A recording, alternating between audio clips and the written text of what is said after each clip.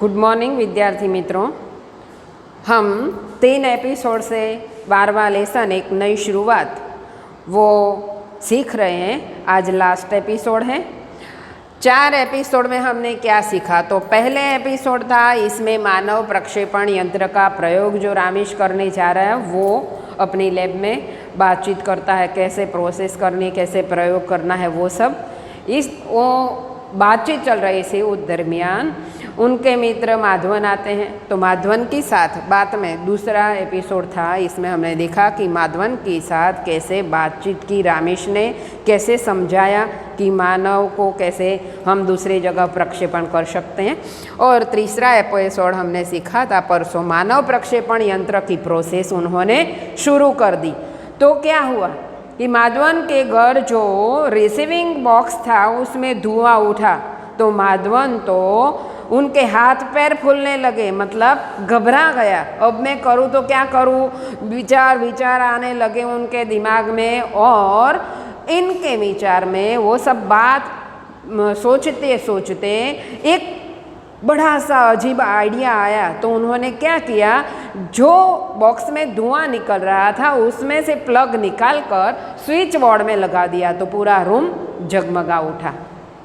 वो दरमियान तो रामेश की जो मानव की तरंगे हो रही थी वो निकलनी प्रोसेस हो रही थी। अब क्या हुआ आज हम देखेंगे, और आज लास्ट एपिसोड है हमारा।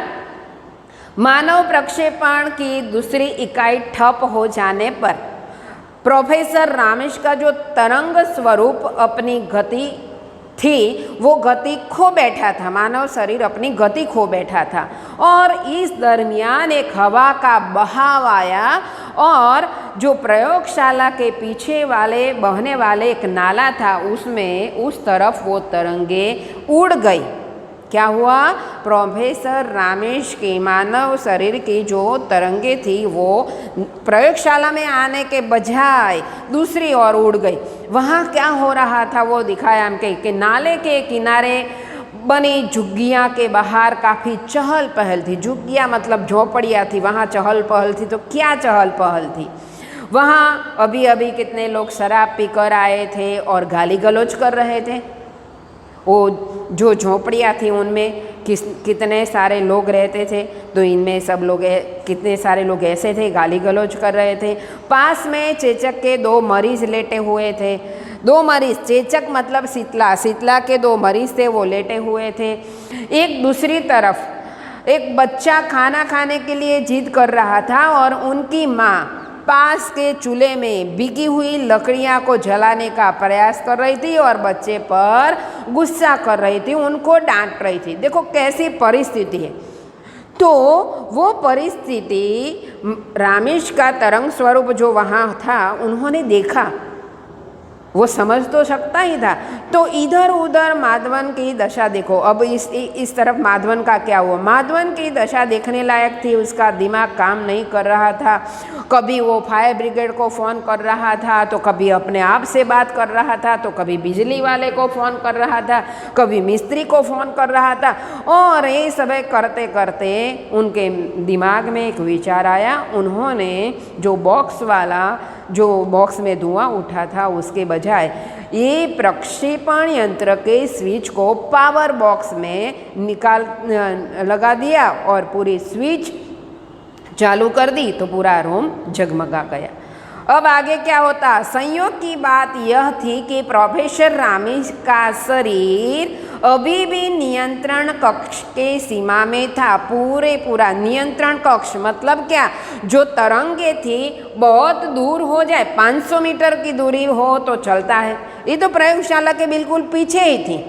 तो उनकी तरंगे नियंत्रण में थी कि उनको वापस ला सके। समझते हो ना आप, क्योंकि प्रोफेसर रामेश का जो प्रयोगशाला थी वहाँ से माधवन का घर 500 मीटर था, वहाँ तक तो तरंगे आने वाले ही थी, लेकिन वो बॉक्स रिसीविंग बॉक्स था उनमें शॉर्ट सर्किट हो गई, धुआं आ गया, तो ये जरा सी पीछे चल गई। तो अब जल्दी से माधवन ने आइडिया लगाकर फिर से वो लाइट चालू कर दी, तो तरंगे वापस आने लग गई। ऐसा हुआ, संयोग की बात है। नियंत्रण कक्षा में थी उनकी तरंगे। मशीन की कार्य प्रणाली ऑन होते ही जैसे लाइट आई, मशीन फिर से चालू हो गई, तरंगे रिसीवर की ओर घूम गई। देखो वो झोंपड़िया में तरंगे देख रही थी सब, शराबी लोगों को, ये दर्दियों को, ये महिला को, बालक को, ये परिस्थिति देख रही थी। तो वहाँ से घूमकर फिर से माधवन के यहाँ जो रखा हुआ मशीन था उनमें उनकी तरफ घूमी। कुछ ही क्षण में तरंगे प्रक्षेपण यंत्र द्वारा रिसीव कर ली गई। फिर से वो तरंगे वो प्रक्षेपण द्वारा रिसीव कर ली गई। पुनः उन तरंगों को अपने मूल स्वरूप में परिवर्तित करने लगी। माधवन जल्दी से रिसीवर के चैम्बर के पास पहुंचा और उसने लगे घटनाओं के लगे जो बटन थे उनको वो दबाने लगा, क्योंकि जल्दी से जो तरंगे थी वो रिसीव हुई थी वो तरंगों को मूल स्वरूप में लाया जा सके, इसीलिए वो अपने कंप्यूटर पे बटन दबाने लगा। चंद ही क्षणों के अंतराल में रिसीव ने सारी प्रक्रियाएं सफलतापूर्वक संपूर्ण हो गई। जो रिसीविंग की जो प्रक्रिया थी पूरी हो गई, ऐसा संकेत भी कंप्यूटर में मिल गया। उसी क्षण रिसीवर के चैम्बर में हलचल हुई और प्रोफेसर रामिश थे वो बाहर आ गए। देखो कैसी तरकीब, प्रोफेसर रामिश की तरंगे बाहर नाले के और गई, फिर से सिचुएशन को कंट्रोल कर दिया और वापस आ गई। ये तरंगे आकर फिर से जो मूल स्वरूप में लाने वाला बॉक्स था उनमें थोड़ी हलचल हुई और रामिश की बॉडी फिर से वापस आ गई। मतलब क्या हुआ परिणाम? ये जो मानव प्रक्षेपण यंत्र प्रोसेस का प्रयोग था वो प्रयोग क्या हुआ? सफल हुआ। तो इस तरह लगभग आधे घंटे के बाद प्रोफेसर रामिश होश में आए। पहले तो मानव शरीर में आ गए लेकिन होश नहीं था। उनको डॉक्टर को बुलाया गया और माधवन ने थोड़ी सी ऐसे पानी की छिड़काव की तो उनकी बॉडी फिर से अच्छी हो गई लगभग आधे घंटे के बाद। तो माधवन बोलता, हाँ प्रोफेसर रामिश, बधाई जी, आपका प्रयोग सफल हुआ है। तो कैसा प्रयोग? उनको तो पता ही नहीं है मानो।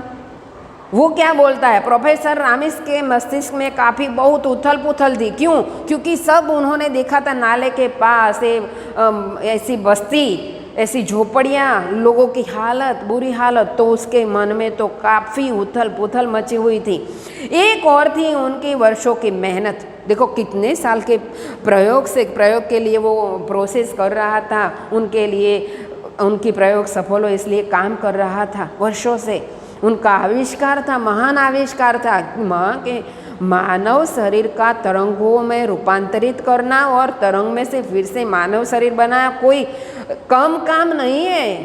उनको तो कितनी शाबाशी मिलेगी, लेकिन जो उन्हें भारतवर्ष की वो परिस्थिति देखी, हमारे भारत देश की परिस्थिति देखी, दूसरी ओर जो उन्होंने देखा, उन्होंने अनुभव किया, जिससे अभी थोड़ी देर पहले वो 2-4 हुए थे। रामिश 2-4 हुए मतलब उनका आमना सामना हुआ था वो परिस्थिति का, वो संपूर्ण अपने मस्तिष्क में लगा हुआ था। उन्हें अपना संपूर्ण व्यक्तित्व खोखला नजर आ रहा था। वैज्ञानिक का जो पोताना उनका अस्तित्व था वो अब तो खोखला होने लगा था कि मैं जो प्रयोग कर रहा हूँ उससे मानव का क्या फ़ायदा। देखो ना कितनी सारी प्रजा हमारे भारतवर्ष ऐसी हालात में है। और ठीक उसी क्षण माधवन की बात उनके कानों तक पहुंची। माधवन प्रयोग की बधाई दे रहा है, वो तो उनके मगज में जो विचार आ रहे हैं उनके बारे में ही सोच रहा है। और फिर जब वो सोचना उन्होंने बंद किया तो माधवन की आवाज़ उनको सुनाई दी। उन्होंने रामिश की बात बीच में ही काट दी। प्रयोग? कैसा प्रयोग? कोई प्रयोग नहीं। देखो ना, अब तो मुझे बहुत काम करना है भारतवर्ष के लिए, इन लोगों के लिए। कैसी हालत है हमारे देश की। इसका आविष्कार के लिए जो उन्होंने मेहनत की, उनका मूल्य उनके लिए तो कुछ भी नहीं था। अब तो वो लोग के लिए काम करना चाहता था। अभी तो मुझे अपना काम शुरू करना है। वो जो काम किया वो तो फिनिश। इस देश के लाखों नागरिकों को कुपोषण से बचाना है। उनका जीवन की न्यूनतम सुविधाएं उपलब्ध करवानी है। देखो कैसे उनको वो लकड़ियाँ भीगी हुई थी, वो जो चक्के मरीज पड़े हुए थे, कैसी हालत थी, किन और लोग तो शराब पीकर पड़े हुए थे। तो सभी लोगों की जो सुविधाएं नहीं है, जीवन जरूरियात नहीं है पूरी, उनको अच्छी तरह से सुविधाएं उपलब्ध करवानी है।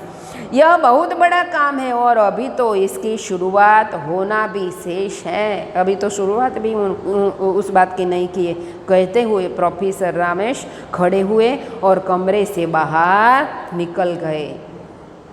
उनकी मेहनत थी वर्षों की, जो मानव प्रक्षेपण यंत्र बनाने की, उन पर तो रमेश ने जरा भी नज़र नहीं की। लोगों की सुविधाएं उपलब्ध कराने वो बाहर निकल गए। माधवन तो हैरान परेशान उनके पीछे भागा।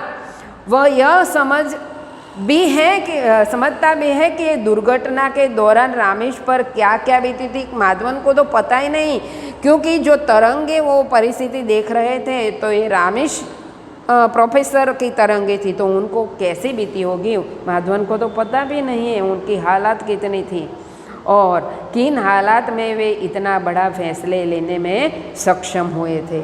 हम भी होते और आप भी होते, ऐसा इतना बड़ा कार्य करते ना तो कभी वो काम को छोड़ते नहीं, लेकिन लोगों की ज़रूरियात पूरी करने, लोगों को मदद करने के लिए उन्होंने वो जो अपना प्रयोग था उन पर फुल स्टॉप कर दिया और दूसरा काम वो शुरू करने लगे। हमारा ये जो लेसन है 12, ये 4 एपिसोड में पूरा हो गया है। अब आपको स्वाध्याय लिखनी है, उनमें बहुत सारे जो विरोधार्थी शब्द, भाववाचक शब्द हैं वो आपको लिखना है और मुहावरे बहुत है वो तैयार करना है। Thank you.